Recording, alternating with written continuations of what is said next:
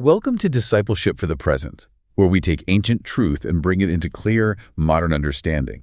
This episode uses AI-generated narration based on human research and written material.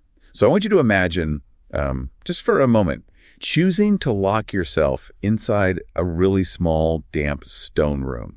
Right, like a literal cell. Yeah, exactly, literal cell. And you're going to live in this room alongside maybe 50 other men who are doing the exact same thing for the rest of your natural life. Wow. You're going to eat bland food, you will own absolutely nothing, and you're doing all of this based on just one honestly terrifying premise.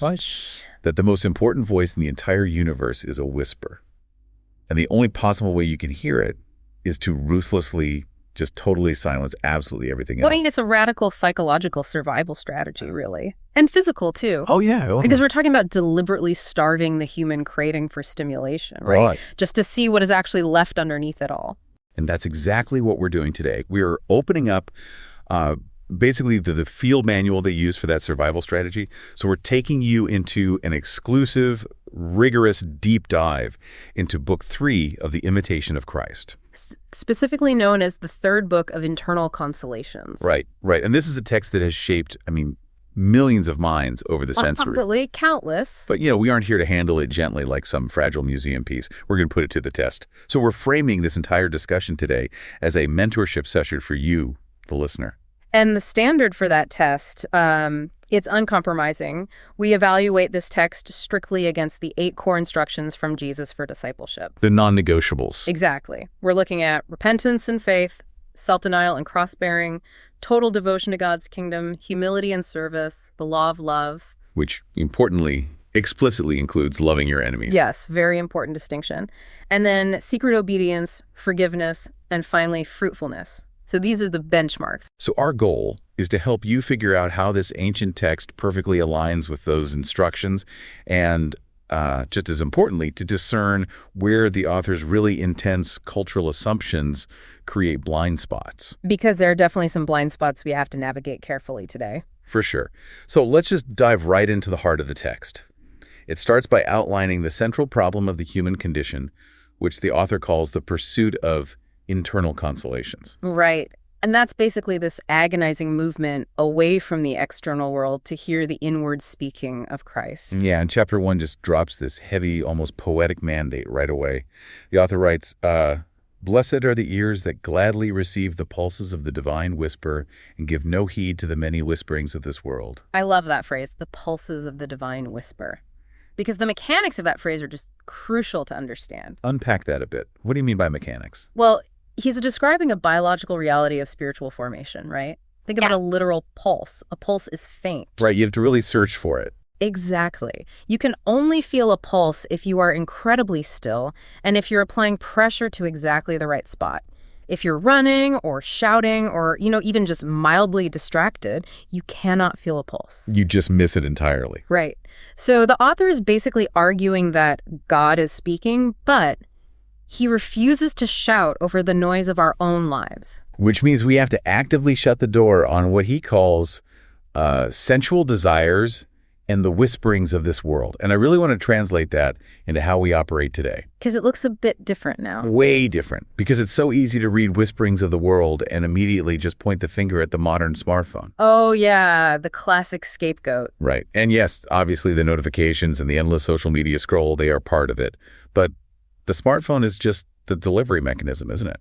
It is. The real whisper is actually the human biological craving for tribal validation. Okay, yes. It's this deep-seated panic that if we aren't constantly consuming information or, proving our worth to the group, we're just going to be left behind. And that biological craving is exactly what the monastic life was designed to short circuit, right? Yeah. Like the author is writing for guys in a life of religious devotion, living under superiors. Yeah. Their physical environment was architecturally built to keep the secular world out.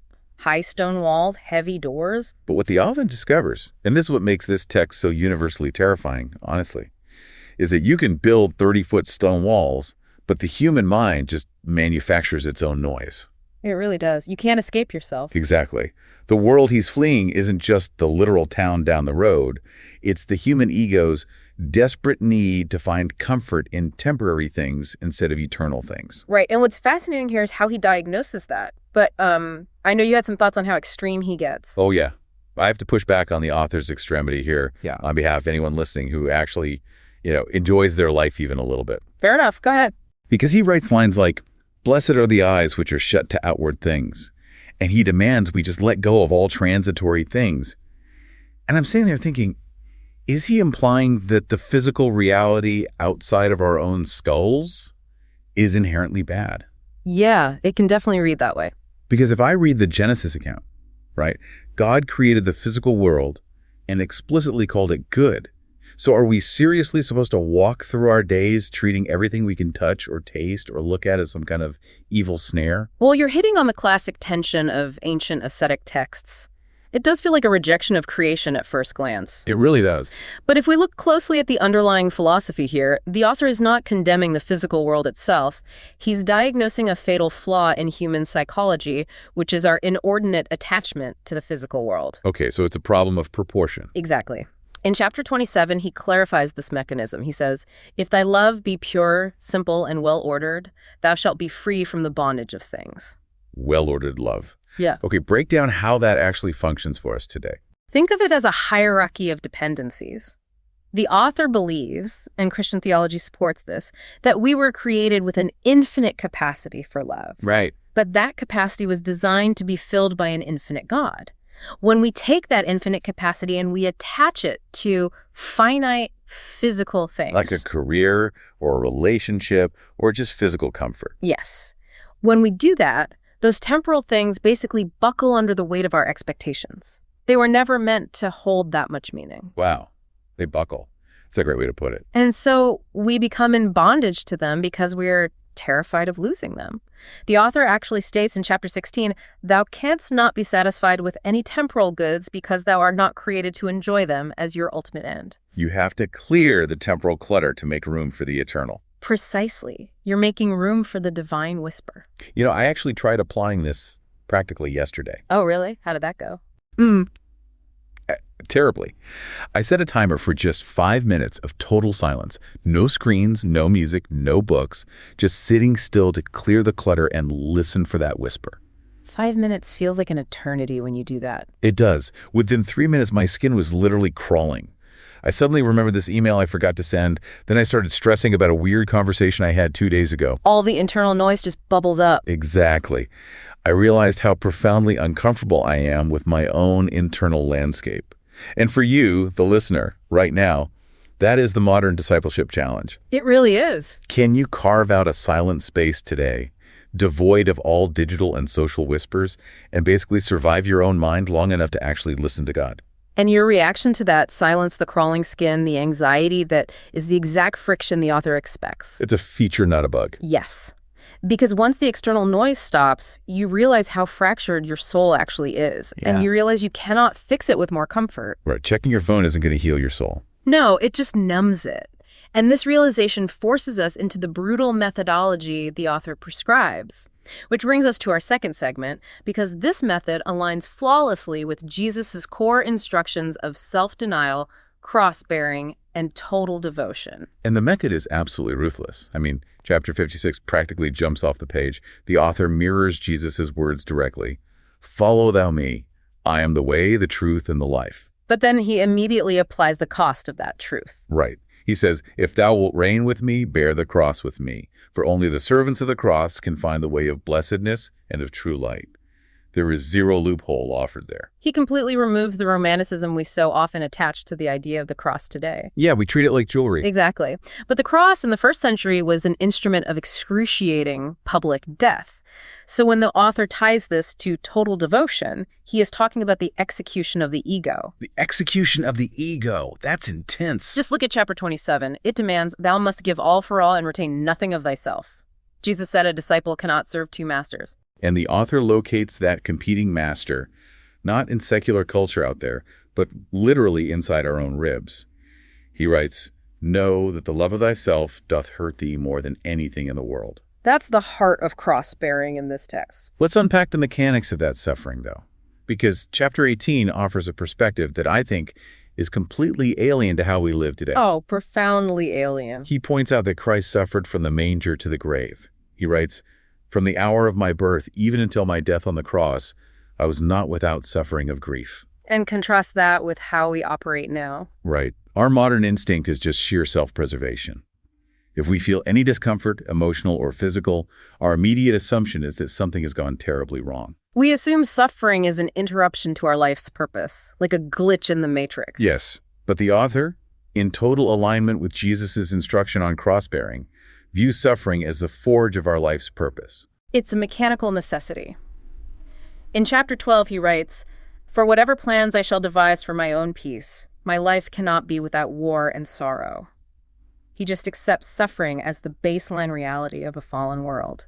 Which is crazy to think about. I think modern believers often treat taking up your cross as like an accessory. An add-on, yeah. Right. Like you have your solid foundation, your career, your family, your hobbies, and you just sprinkle a little cross-bearing on top by, volunteering at the food bank once a month. Or giving up coffee for Lent. Exactly. But the author is demanding something closer to rewiring a house while the electricity is still running. Oh, that's a brilliant analogy. You are tearing out the old copper wires of self-preservation and you're replacing them with total submission. And it hurts because the current is live. The current is very live. Every decision, every reaction is completely rerouted. And that rewiring is demonstrated so perfectly in chapter 15, which I think serves as a literal diagnostic test for total devotion. It gives us the exact vocabulary for how a rewired soul actually prays. Yes. He says, "We must pray. Lord, if this be pleasing unto thee, let it be so. But if thou knowest, it will be harmful unto me. Take away any such desire from me." Take away any such desire from me. That is an incredibly dangerous prayer. It is. You are actively inviting God to dismantle what you want. Because it's the prayer of someone who truly believes God's vantage point is superior to their own. I mean, think about the psychology of unmet desires for a second. Okay. When we pray intensely for something, maybe it's a career breakthrough or physical healing or a specific relationship, and the answer is a firm no, the natural human reaction is despair. Or bitter anger toward God. We assume he dropped the ball. Right. We assume God has failed us. But if you have actually adopted the posture in chapter 15, an unmet desire is not a failure, it is a successful intervention. Wow. A successful intervention. You rest in the trust that God is withholding something that would have eventually poisoned your soul, even if it looked good to you at the time. So to you, the listener, I want you to examine the mechanics of your prayer life this week. Are your prayers essentially just a list of demands for God to alter your external circumstances so you can be more comfortable? Mostly, yes, for a lot of people. Or do they echo the total devotion of chapter 15? Are you brave enough to ask God to override your desires and conform your will entirely to his, even if it guarantees a heavier cross? It's a tough question. And the harsh reality is that successfully praying that prayer and actually meaning it is functionally impossible using our own willpower. We can't desire our own undoing naturally. Exactly. Which brings us to what I think is a brilliant, almost surgical dissection the author performs on human motivation. He outlines this deeply embedded war between nature and grace. And this perfectly sets up Jesus' instructions on humility and secret obedience. It really does. Let's look at chapter 54. Chapter 54 is an absolute masterclass in psychological profiling. The author lines up the motivations of nature against the motivations of grace and honestly feels like he's reading our private search history. He really exposes us. He observes that nature loves leisure, constantly seeks its own advantage, and is terrified of shame. But grace embraces labor, considers the good of others above itself, and actually rejoices to suffer reproach. He is breaking down the biological economy of human action here. Nature operates on a strictly transactional basis. Always keeping score. Yes. Nature, he writes, quote, "striveth for her own advantage, and considereth what profit she may reap by another." Every single action is an investment requiring a return. If I do a favor, I expect loyalty. Right. If I perform a good deed, I expect the dopamine hit of public recognition. He explicitly says nature manages everything for her own gain and cannot bear to do anything for free. But grace actively seeks to destroy that transaction. Yeah. Grace considereth not what is profitable and commodious unto herself, but rather what may be for the good of many. And this leads directly into chapter 7, where he commands the disciple to conceal the grace of devotion. Which is so countercultural. Completely. He says, "It is more profitable for thee and safer to conceal the grace of devotion, not to lift thyself on high." That is just a perfect execution of Jesus's command for secret obedience, right? Praying, giving, fasting in secret. The author understands that talking about your spiritual highs or, publicizing your discipline, it just feeds the ego's addiction to validation. Grace operates in the shadows because it requires no external fuel. But, and here's where we hit a massive speed bump in this text. This reliance on grace is anchored in a terrifying level of self-assessment. It gets very heavy here. Yeah. In chapter 8, he looks at his own inherent capabilities and describes himself as dust and ashes and mere weakness. And it gets more intense than that. Okay, yes. I have to call a timeout on this because this is where the text gets incredibly difficult to stomach. I read chapter 13, and I honestly had to put the book down. I'm not surprised. It's a jarring chapter. The author calls himself a foul sinner. He says he deserves to be trodden down as the mire of the streets. He literally commands the reader to be fiercely angry against thyself. Right. And I'm looking at this through a modern lens, and if a friend sat across from me at a coffee shop and talked about themselves that way, I would immediately try to find them a therapist. Of course. It sounds like clinical self-hatred. Exactly. So how in the world does this level of psychological self-flagellation align with Jesus's definition of humility? Isn't this just a medieval monk deeply damaged by a culture of shame? That is a vital objection, and I'm really glad you brought it up, because it requires us to separate medieval rhetoric from the core theological truth he is actually trying to protect. Okay, separate them for me. To modern ears, foul sinner sounds like an assault on a person's fundamental right to exist. But we must distinguish between two very different concepts here: theological nothingness and ontological worth. Unpack those two terms for us. How do they differ? Okay, so ontological worth is the objective value of your very existence. You are made in the image of God. You are fiercely loved. The baseline value of a human. Exactly, and the author does not deny this. In chapter 5, he praises the noble love of Jesus for the human soul. And in chapter 13, the very chapter you mentioned, he admits that God spares him because thy soul was precious in my sight. So he doesn't think humanity is just garbage. He doesn't. However, theological nothingness is the stark realization that, separated from the sustaining power of God, we have absolutely zero capacity to generate our own holiness or our own salvation. When he calls himself dust and ashes, he isn't describing his worth to God. He is accurately describing his own spiritual fuel tank. It is entirely empty without grace. Oh, man. That makes so much sense. It's like looking at a beautifully crafted, really expensive lamp that is currently unplugged from the wall. Okay, I like where this is going. The lamp has immense value, right? That's the ontological worth. The craftsman spent hours on it. It's beautiful.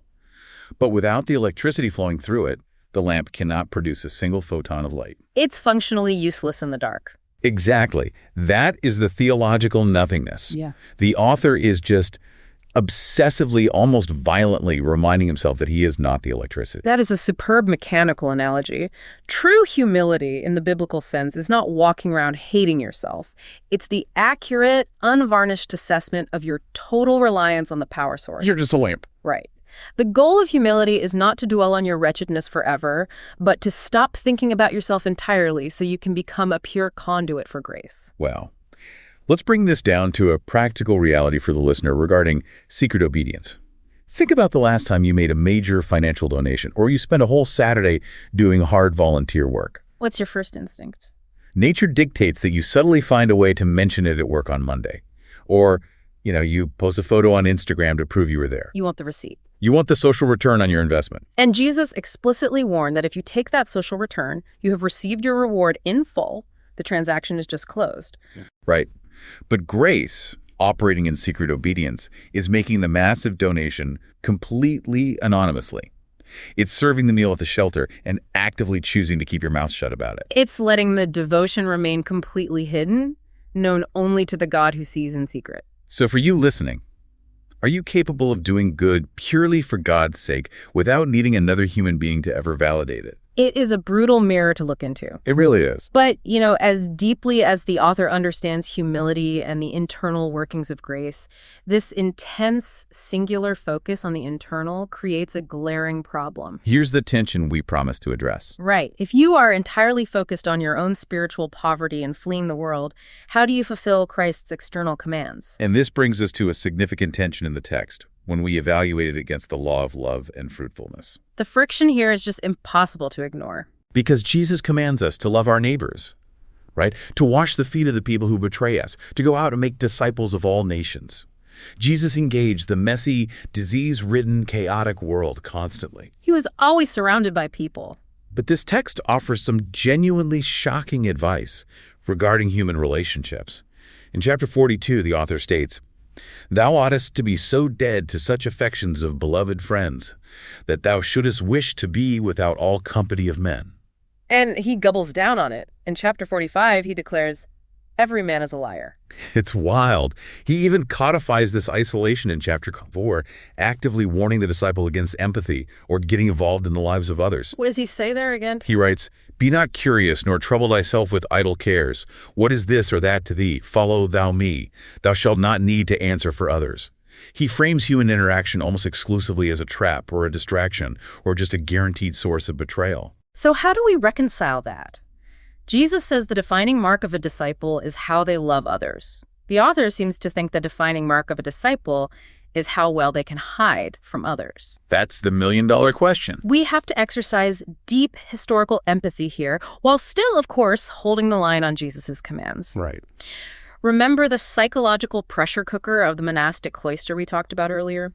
The world he is avoiding isn't a bustling modern city. It is 50 other monks. Living in close quarters. Exactly.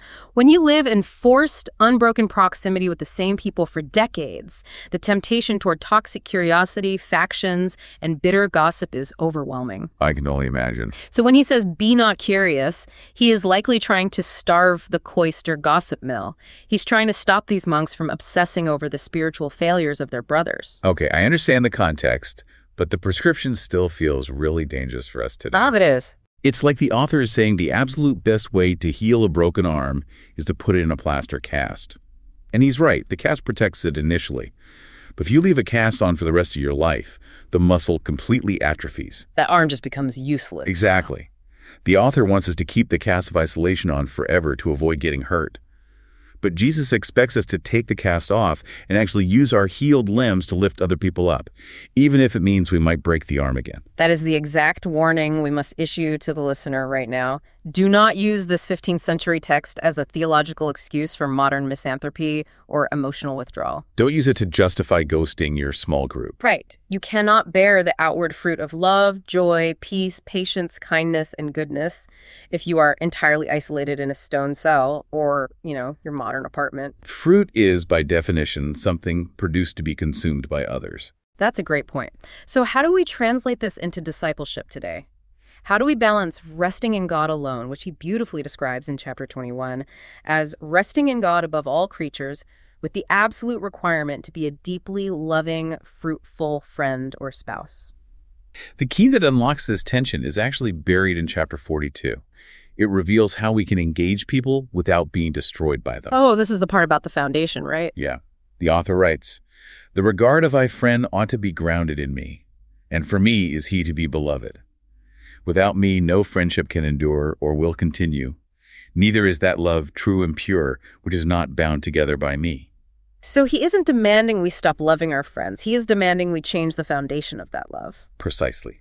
If you love a human being as your ultimate source of meaning or happiness, you are basically idolizing them. And because they are finite and flawed, they will inevitably fail to bear the weight of your infinite expectations. They'll buckle, just like the temporal things we talked about earlier. Exactly. And when they fail, your love will turn into bitter resentment. That is why he says every man is a liar. Yeah. Not that everyone is actively deceiving you, but that no human can fulfill the promise of total satisfaction. Only God can. Right. But if your foundation is grounded entirely in Christ, you can love frail, failing humans fully because you aren't demanding that they act as your savior. You don't love people less. You love them better because you're finally letting them just be human. Yes. The practical application here is just profound, especially when we look at the core instruction of forgiveness. Because forgiveness requires engagement. It does. If you are deeply hurt by someone in your community, the author's initial temptation and our natural temptation is to withdraw, to declare every man a liar and hide. Cut them off. But discipleship demands we engage. So ask yourself, Sure. Are you using the concept of boundaries or a spiritual retreat as a sanitized excuse to stop loving the difficult people in your life. It's a tough pill to swallow. Because engaging with difficult people, bearing the cross, fighting our own nature, it's an exhausting, agonizing process. It really is. How does a disciple endure this level of constant internal and external friction without simply burning out? Well, the author answers this by continually driving the reader toward the ultimate goal. It's a concept that fundamentally alters human psychology, and it's what we're going to cover in this final segment, the day of eternity. Eschatological hope. Yes. Throughout Book 3, he is just injecting the reader with this hope.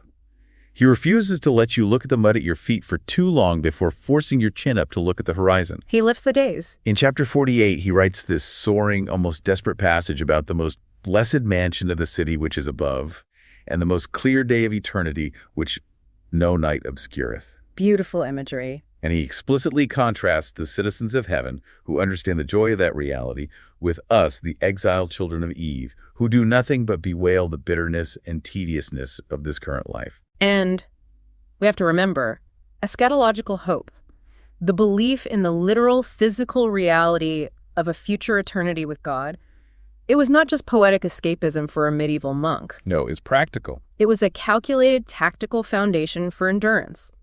Jesus instructed his disciples to seek first the kingdom of God. The author operationalizes this by constantly shrinking the timeline of present suffering against the infinite timeline of heaven. Shrinking the timeline, that makes a lot of sense. In chapter 47, he commands the soul to labor faithfully.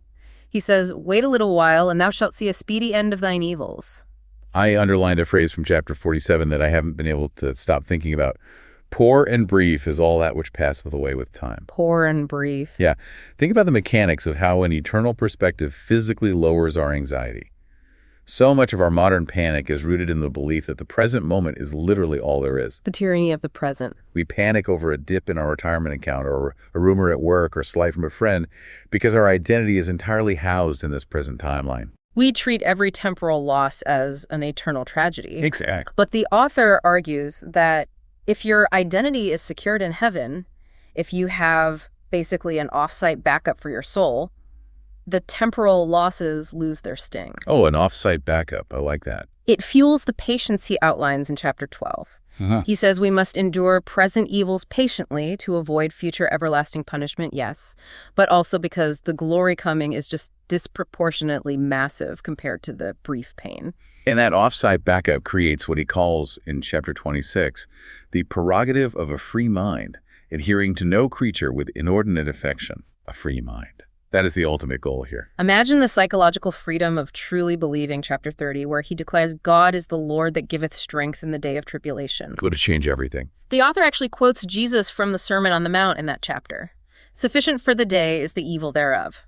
He asks the reader, what else doth anxiety about future contingencies bring thee but sorrow upon sorrow? If you genuinely trust the off-site backup of your soul, you stop trying to control the uncontrollable contingencies of tomorrow. It makes you strangely untouchable. Not completely numb to pain, obviously, but immune to total destruction. Yes, immune to destruction. Chapter 28 gives us the playbook for how this free mind operates under fire.